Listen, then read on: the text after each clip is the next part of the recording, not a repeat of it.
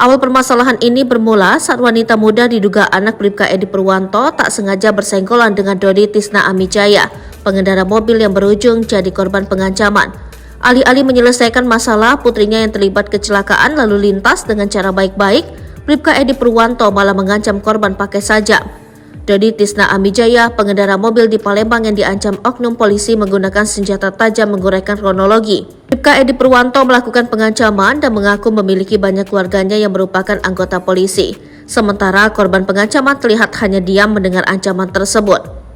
"Kau belum tahu di keluarga aku banyak yang jadi polisi ye? Kau belum tahu dengan aku ye?" ujar Bribka Edi Purwanto. Korban pengancaman memilih kabur dari lokasi kejadian, selanjutnya membuat laporan ke polisi. Dijelaskan Dodi, awalnya dia sedang mengemudikan mobil, kemudian bersenggolan dengan pengemudi lain yang merupakan seorang perempuan tidak memiliki SIM. Setelah terlibat cekcok, perempuan tersebut menelpon ayahnya dan mendatangi lokasi sampai akhirnya korban diarahkan ke kawasan Talang Buruk dan mendapat pengancaman dari pria tersebut. Kini Dodi sudah melaporkan peristiwa pengancaman tersebut ke Polrestabes Palembang karena merasa tindakan terlapor semena-mena. Sepertinya perempuan itu masih usia sekolah. Akhirnya dia menelpon ayahnya, kata pria yang berprofesi sebagai sales mobil itu. Setelah ayah perempuan alias terlapor itu datang menggunakan mobil Alphard, dia langsung mendorong Dodi. Mulanya terlapor ingin keduanya impas sebab mobil sama-sama penyok. Namun Dodi yang terlanjur mendapatkan perlakuan kasar tidak terima karena justru anak terlaporlah yang lebih dulu salah. "Dia sudah caci maki saya dan dorong saya. Saya sudah cara baik-baik tapi anaknya ini yang marah-marah sama saya," sambungnya.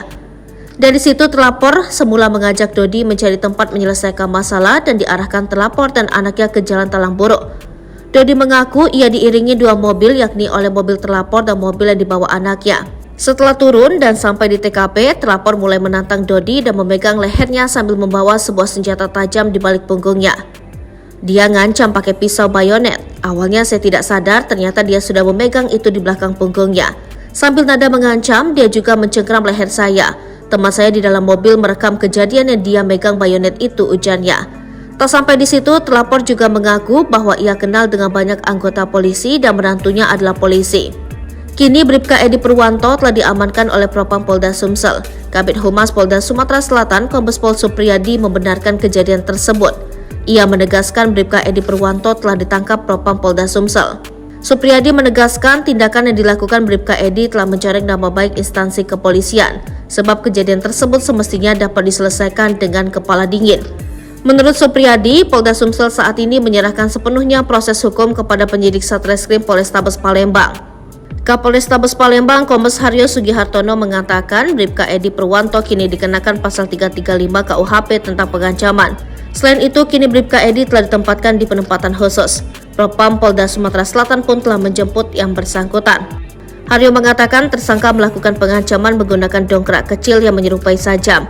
Senjata itu sudah tersimpan di dalam mobilnya dan ternyata bukan pisau tapi dongkrak kecil, katanya.